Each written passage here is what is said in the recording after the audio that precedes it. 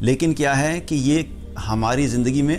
اللہ کی نافرمانی کا سبب بنتی ہیں۔ اس لیے اللہ سبحانہ تعالیٰ نے دو چیزوں کا ذکر کیا، ایک مال اور دوسرا اولاد،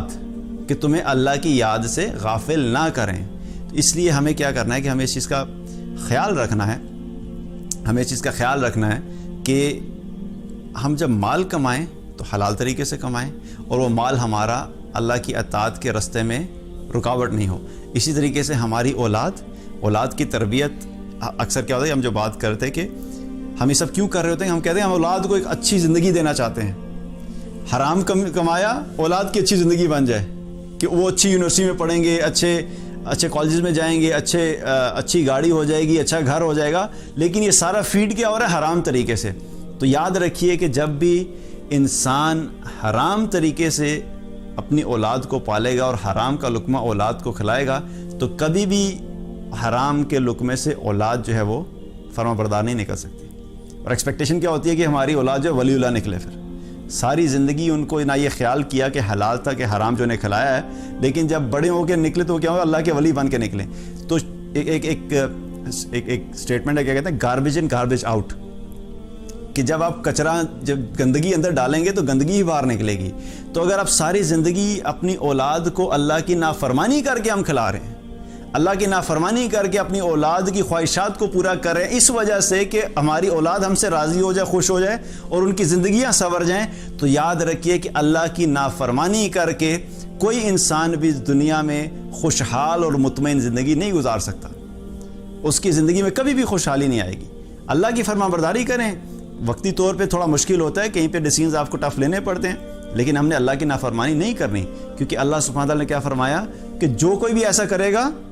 وہ خسارہ اٹھائے گا، اور وہ خسارہ دنیا کا بھی ہے۔ یہاں پہ میں نے پہلے بات کی کہ اصل خسارہ کیا آخرت کا ہے، لیکن اللہ کی نافرمانی کے نتائج اور اللہ کی نافرمانی کے جو ریزلٹس اور افیکٹس جو ہیں ہمیں دنیا میں بھی نظر آتے ہیں۔ ہماری زندگی کے اندر سے سکون نکل جائے گا، ہماری زندگی کے اندر سے راحت نکل جائے گی، ہماری زندگی کے اندر سے خوشحالی نکل جائے گی، ایک بے چین زندگی بسر کریں گے۔ مال بھی ہو جائے گا، مال بھی بہت اچھا ہے، گھر بھی بہت اچھا ہے، گاڑی بھی بہت اچھی ہے، برانڈز بھی پہنے جا رہے ہیں، سوشل سرکل بھی بہت اچھا ہے، لیکن کیا ہے، دل مطمئن نہیں ہے۔ تو اگر مطمئن زندگی ہی نہیں ہے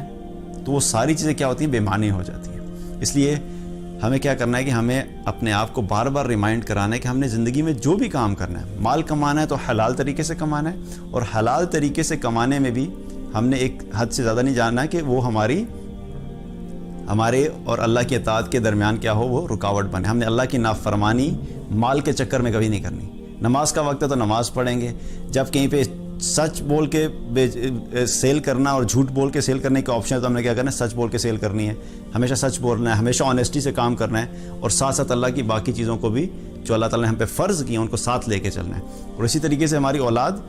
کے اعتبار سے بھی ہم نے یہ دیکھنا ہے کہ ان کی تمام خواہشات ہم وہ پوری کریں گے جو اللہ تعالیٰ کی اطاعت کے زمرے میں ہوں گی، جو گائیڈ لائنز اللہ نے دی ہوں اس کے اندر رہ کے ہم نے خواہشات پوری کرنی ہے، اور جو نہیں پوری کرنی ہمیں اپنی اولاد کو اسٹریٹ اوے بتانا چاہیے کہ بیٹا میں یہ نہیں کر سکتا، یہ کرنے کے لیے مجھے غلط ڈائریکشن میں جانا پڑے گا اور میں نہیں کروں گا۔ تو جب ہم اس طریقے سے اپنی اولاد کی تربیت کریں گے بچپن سے ہی، تو انشاءاللہ وہی اولاد ہمارے لیے دنیا میں بھی سکون کا باعث بنے گی، راحت کا باعث بنے گی، اور آخرت میں بھی ایک صدقہ جاریہ کے طور پہ اولاد ہوگی۔